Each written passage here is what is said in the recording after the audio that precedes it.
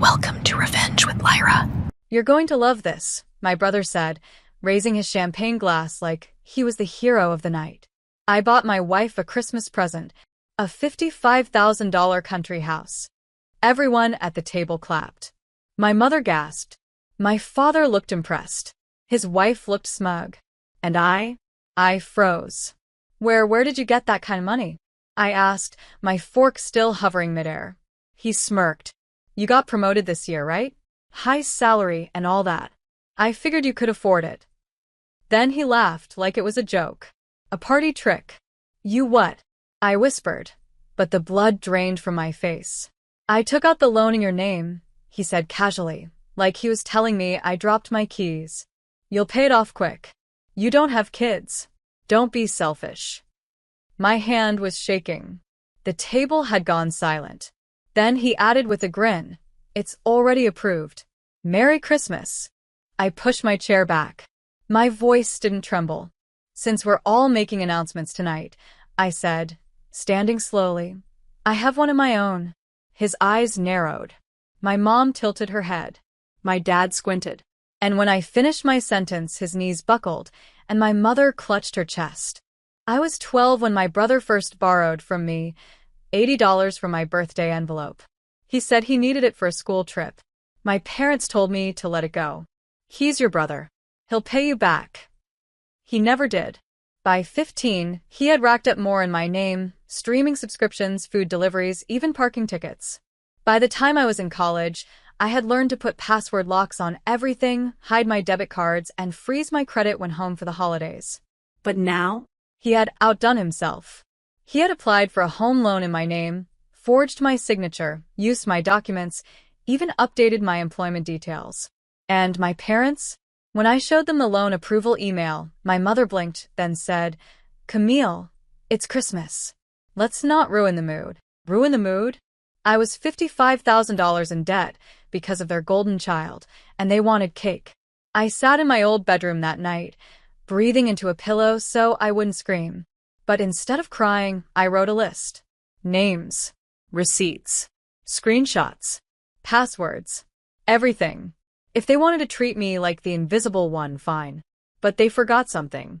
I learned how to disappear and how to make noise when I wanted. 3 days after Christmas, I went to the bank alone, dressed in my work blazer and carrying a folder labeled fraud documentation. I told the woman behind the glass everything. The forged loan, the identity theft, the connection to my brother. I showed them the email trails, the mismatched signatures, the account activity that never matched my own. She blinked hard when she saw the loan's date, December 18th. He had done it just 1 week before announcing it proudly over turkey and mashed potatoes. Within 2 hours, the fraud department had frozen the loan. But I wasn't done. I filed a police report, and then I did the one thing my family never expected. I contacted every single person who had been at that Christmas dinner and sent them a family update. I attached the email receipts. I attached the fake signature. I attached a photo of my brother smiling in front of the fireplace. Subject line: the gift that wasn't his to give. The reactions poured in like wildfire. My aunt replied, "You're kidding." My uncle called me at 2 a.m. I wasn't doing this out of pettiness. I was doing it because silence had always protected him. Not this time. They wanted a show at dinner? Fine. The second act was about to begin. By the time New Year's Eve arrived, my brother was scrambling. He showed up to my apartment, sweaty and desperate, pretending like he'd made some sort of harmless mistake. I meant to surprise her, he said. Didn't think you'd make such a big deal out of it. We're family. I stood in the doorway, calm. No, I said. You thought I'd roll over. Like I always do. He begged me not to take legal action. Said it would destroy his life. You'll ruin everything, he whispered. You already did, I replied. I didn't slam the door. I closed it like a page being turned. The next morning, December 31st, my parents hosted their annual New Year brunch. Fake smiles. Glitter banners. The whole charade. Everyone who had seen my email was there. And they were watching. At exactly 11:45 a.m., 2 plainclothes officers arrived at the house. They asked for my brother by full name. My mother dropped her mimosa. He froze mid-laugh, eyes darting like a cornered animal. What is this? The officer held up the warrant. Bank fraud. Identity theft. You have the right to remain silent. My mother gasped. My father went pale. My brother's knees buckled. But me? I stood at the staircase landing, dress pressed, spine straight, finally not the quiet one anymore. The room split in half. Some guests stood frozen. Others pretended to sip their drinks like this was still a party. My mother rushed to the officers, voice shrill. There must be a mistake. My son wouldn't do this. He's a good man. A family man. The taller officer didn't flinch. Ma'am, we have documentation, forged loan applications, voice recordings, and signed statements. The bank confirmed he used his sister's employment records to secure a $55,000 loan. My brother tried to play victim, tears trembling on his lashes. Camille, please. We can fix this. Just tell them it was a mix-up. I walked down the stairs slowly, heels clicking against the tile, my words slicing cleaner than any blade. You used me, I said. You stole from me, humiliated me in front of strangers, and expected me to carry your mess quietly. He opened his mouth, but I raised a hand. And for the record, I added, glancing at our mother, I told you this family would fall apart the day you stopped protecting your daughter and started defending your son's lies. A silent punch to her pride. My father tried to speak. Couldn't. The officers cuffed my brother and let him out. The air in the room collapsed behind him. The silence after he was gone was the loudest thing I'd ever heard. Plates sat cold. Glasses untouched. My aunt dabbed her eyes with a napkin. My cousin whispered, "Good for you," like a secret blessing. My mother stood like a statue, her knuckles white against the edge of the dining table. You didn't have to do this. You embarrassed us. On Christmas.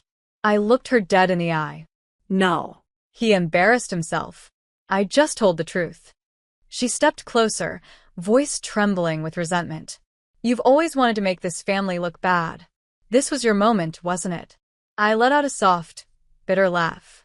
You think this was about revenge? I pointed to the loan paperwork still spread on the table. This was about survival. You wanted me to clean up his mess, silently. Like always. My dad finally spoke. He's still your brother. I nodded. Exactly. And I'm still your daughter. But somehow, that never seemed to matter as much. They didn't respond. The guests slowly started leaving. Quiet nods. Avoided eye contact. No one said a word to my parents. But as one couple walked out, the woman turned to me and said, "You did what we all wish we had the courage to do." And that stayed with me. By morning, the video had gone viral.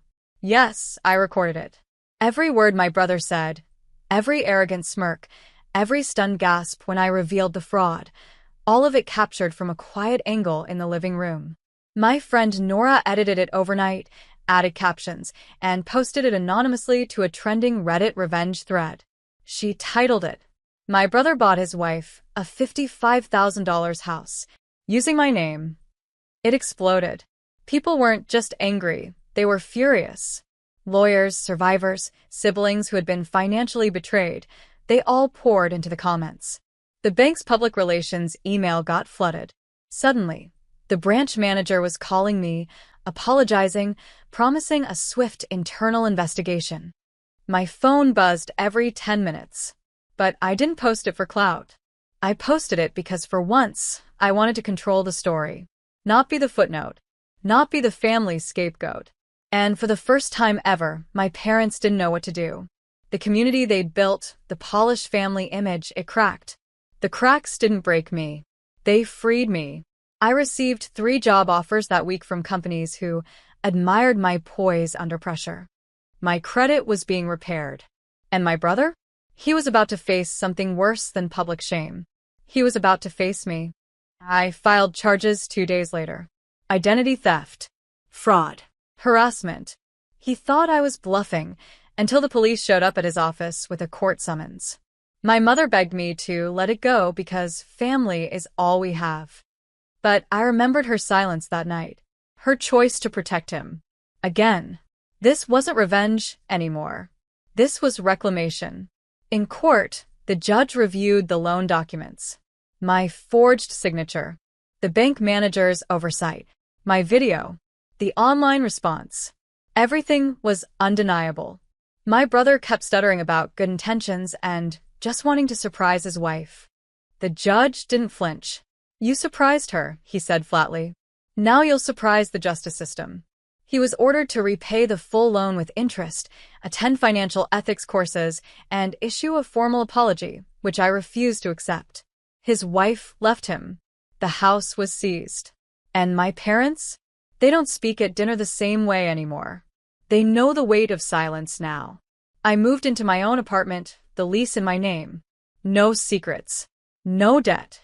Just me, the sound of my own breathing, and finally, peace. I don't tell this story to gloat. I tell it because for the first time I didn't back down. And that Christmas? He unwrapped the consequences.